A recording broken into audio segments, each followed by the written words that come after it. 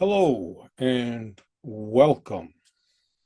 I would like to say these are insights, but they're not really insights per se.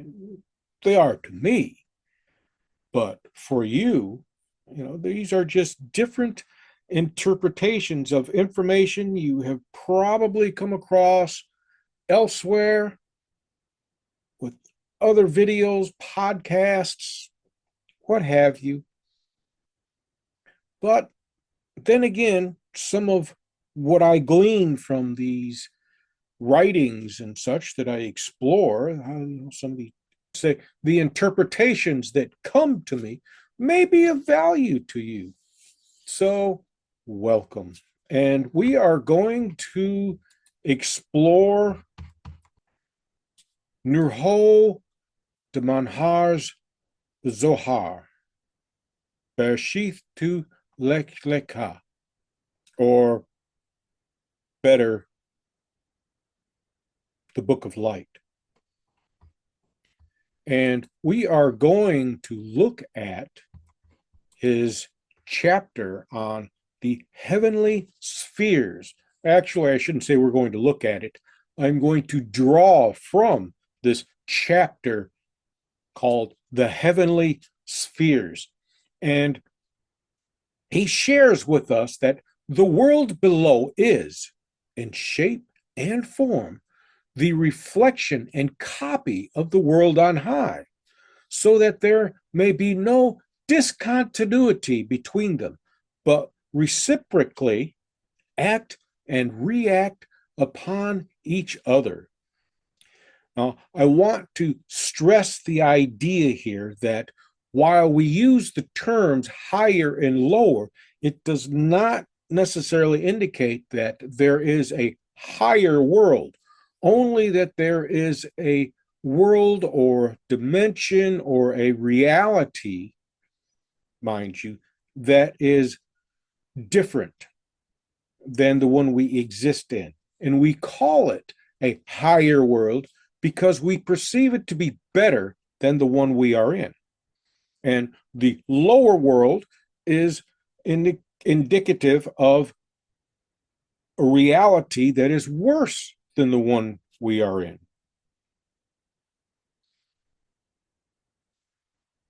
So, looking back at this, okay, we have the world above, and we have the copy of the world above. Okay, world above, this is us, and the copy, in a manner of speaking, what we call the copy, and the two act upon each other. And what he is saying here is that there is no discontinuity between the two, meaning that there is nothing that separates one from the other, because they are both reflections of each other. And because they reflect each other, they act and react upon each other. Now, there is something else here. Now, what this can suggest, this idea of no discontinuity and one reflecting off the other, is that all things emanate from the divine, the higher world, and is received by the material realm, the lower world. And the material realm returns all things to the emanation. So we have what is called emanations of light from here sent down to here, and then those same emanations are sent from here back. So they move back and forth continually, one reflecting upon the other, one acting upon the other, which makes them not necessarily the same, but connected. So we call this the natural principle of cause and effect.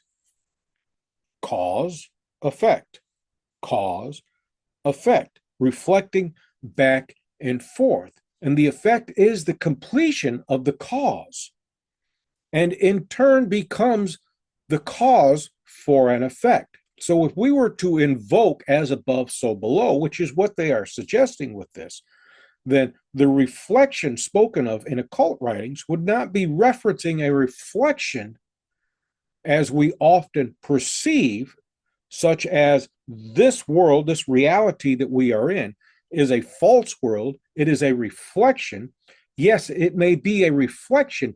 However, because this is emanating towards this realm, and then this realm emanates it back, they are moving back and forth. So there is not one or the other. There is continuity, flow. So this is not a false realm, because if this were false, then this would be false. The false realm is our interpretations of this, because why were we put here on this planet?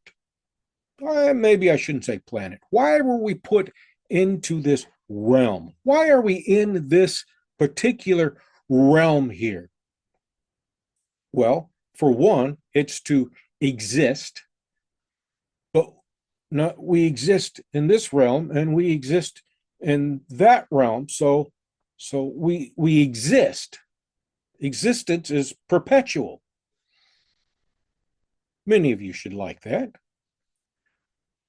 But continuing, why were we put here? We were put here to support each other, because the teachings are all that the divine, which is up here, whether you call it God, Allah, or the source, absolute, whatever you call this being the divine, supports us.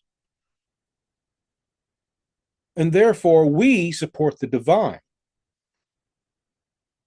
But what is it that we are actually supporting? How do we support the divine? Well, let's put this in a different format. You are a universe, all of your own, just as I am a universe unto myself. So we have you as a universe, myself as a universe. None of us is higher or lower than the other, and we reflect. You emanate a light, thoughts, whatever, however you want to describe it. You emanate divinity from you. I receive that emanation, and I reflect or emanate a light of my own towards you. Therefore, we have continuity. We support each other, and that is our purpose here, is to support each other, not to oppress each other.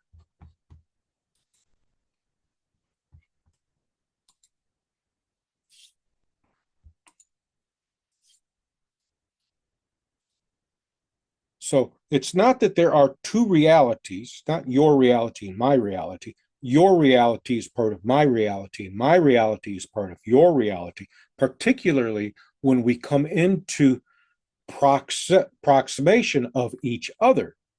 Therefore, everyone whom you interact with, okay, reflects and receives. And you receive and reflect. Continuity, flow, no separation.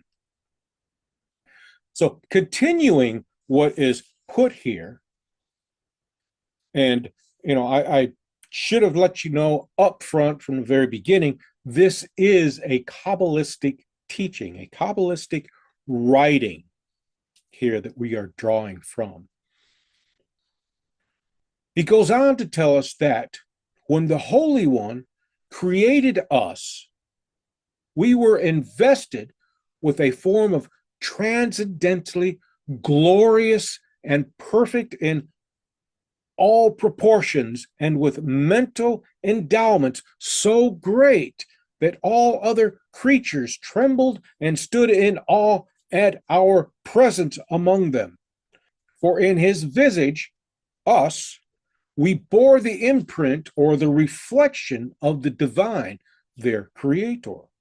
Now, let's not get caught up in this whole idea of creatures trembling before us and standing in awe of us. Let's dispense with that, because that implies that we are to not only do we lord it over, dominate all other species, but we oppress and destroy all other species. So let's dispense with that altogether. Let's not get caught up in that idea. But let's go back to the Holy One, investing us with a transcendental glory. Now, whenever you come across the term glory in a religious writing, the Bible is a very good one. Whenever you come across the term glory, it is a reference to light. And each of us emanates a light. This has been proven through science. Science has detected and has said, yes, this is true. They call it the biofield. Other writings call it the aura or the chi. There's the life force, spirit. There are a variety of terms that are used to describe this light that emanates from us. And this light does emanate. You may have to focus. Everything emanates a light. Just focus your vision upon an object, and you will begin to see an outline, a light that outlines the object. You can feel it with inanimate objects. And I happen to have a cup here. So with this cup, let me stir up my energy a little bit. Now, you bring your hand slowly to this cup or to an object, and you will begin to feel a slight resistance. And I can feel it right about there. Now, this resistance that you feel should be constant. Everything emanates this field. Inanimate objects that do not possess resonant fields will be steady, static. Now, if you do this with a person or even with a plant or your pet, as you bring your hand closer to them and you feel that slight resistance, you may notice that that resistance has a little bit of a pulse to it. It kind of, yeah, it has a little bit of a pulse to it. It's because everything that is imbued with life has these resonant fields, plural, energies, plural, that resonate with each other. And because they resonate, you have systems upon systems upon systems resonating that form not only your body, but the mind as well. And remember, the mind is a non-local event here. It exists around you, not in you, but around you. Non-local. And as you are doing different types of work, serving others, nourishing them, supporting them, what have you, but as you are focused on that, then not only are the neurons in your brain firing in a cohesive pattern, another resonant pattern, but a light begins to emanate outward. Our cells, your cells, communicate with each other through emissions of light. So he's talking about light when he when he talks about this glory. So we were invested with this glorious light. And it is that glorious light that all creatures are able to see. They see it emanating from us. And that is the imprint of the divine. So the reference is to the light that shines through our mental activities. Remember, your neurons are firing. So you have cells communicating, and they communicate through light emissions. Now, in the brain, they have chemicals that carry messages, but it's information, energy, information, and whatever receives this energy interprets this information and brings it to light and passes it on until eventually it filters out in the way of voice, writing, or thoughts. And thoughts form another resonant field, which can be seen by those who are sensitive to it, and probably even animals, as it's indicated here. And by the way, you can send thoughts to animals. It takes a bit of practice, but you have to, again, focus, concentrate, and don't concentrate on words, concentrate on pictures. Concentrate on pictures. And it's very rudiment, but animals can pick up on that rudiment information, and you can communicate back and forth. So we have to consider that, because we're talking about light here, and when we talk about light, we are thinking, of brightness here. However, light illuminates. So when we are supporting others, there's illumination there. And typically it's interpreted as warm, but not always, but there's illumination there. So we can make the assumption that when others contemplate harm, then that light that emanates is darker. It would be a different color. Now we think of white light, or maybe even a yellow light. Typically we see yellow around people. But, these lights have colors, and colors are frequencies. We already know that. And I'm not even going to explore that. We're just sticking with this whole idea here of the divine and what we call the material, intangible and tangible, reflecting and moving back and forth, communicating with each other. So he goes on and tells us that the Holy One placed him, or placed us, him.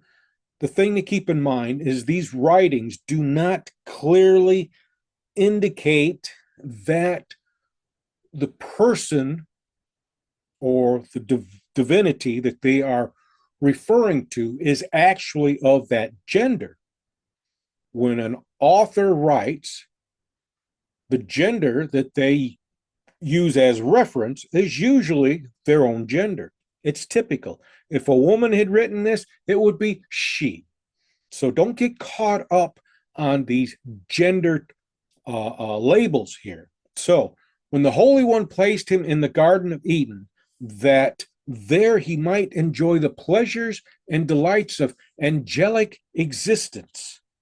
In this beautiful abode, angels came round him and made obeisance to him and revealed to him their occult knowledge respecting the divine being. Now, don't get caught up on this obeisance.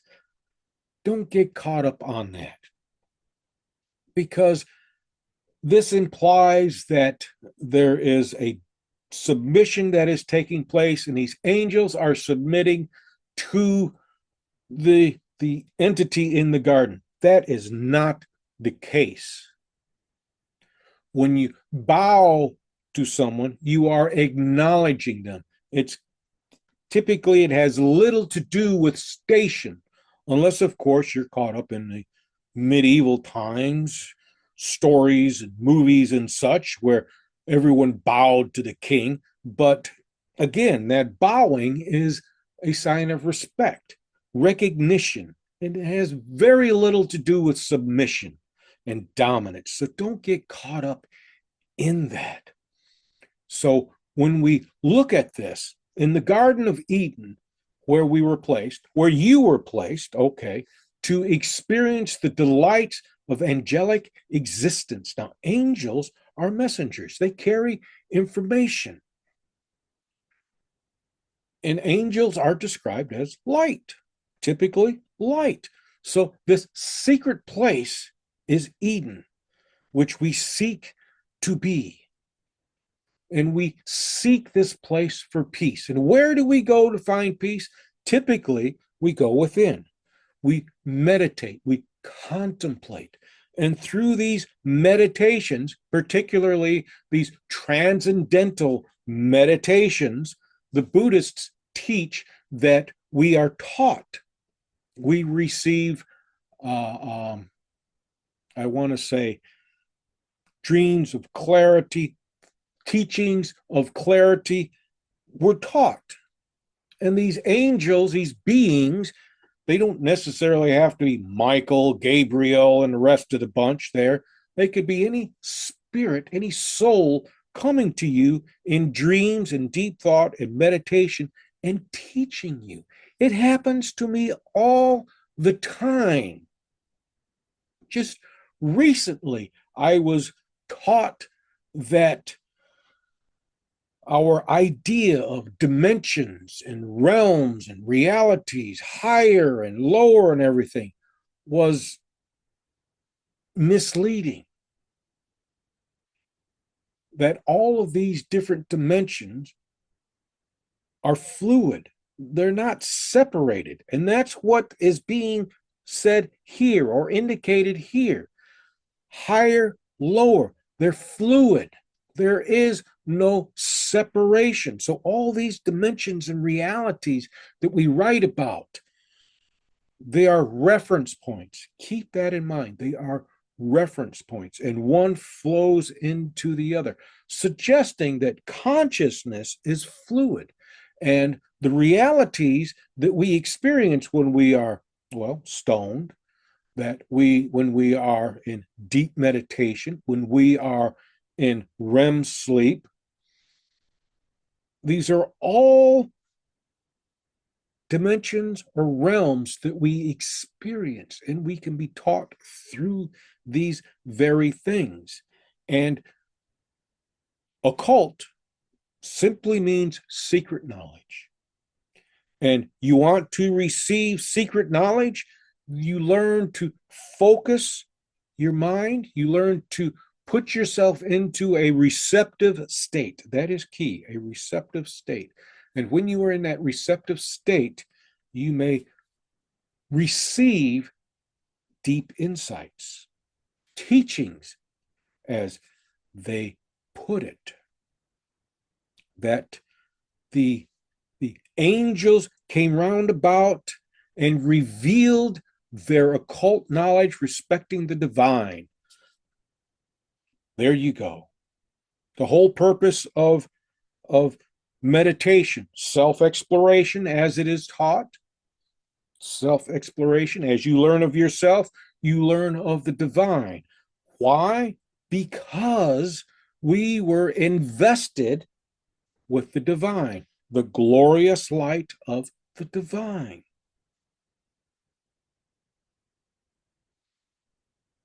And we'll wrap this up with, we were instructed in and taught the most profound celestial secrets. Man became initiated into the mystery of wisdom. Became initiated in the mystery of wisdom. The shaman of old, who they were often called spirit walkers. And what did they do? They prepared themselves to go into a trance state. And when they go into a trance state, they become receptive. Now, I'm a spiritual leader at a spiritualist church or a spiritual church, and we do spirit channeling. I am the medium for spirit teachings that come through. And according to this, the angels are teaching occult knowledge, secret knowledge to those in attendance through the medium, through myself. So wisdom is the secret knowledge that many of us seek. And wisdom goes beyond the concept of understanding. Wisdom is a knowing. So this is just a small portion. I hope this was helpful to you and beneficial to you. Check out some of our other videos. We explore various topics in spirituality, in philosophy, science, and other areas and such. If you enjoyed this, like the video, leave a comment. Consider subscribing. I know I don't post regularly because, there's life, but I do try to post new information. So I want to thank you for visiting with me, and I want to wish you a wonderful day. Thank you very much.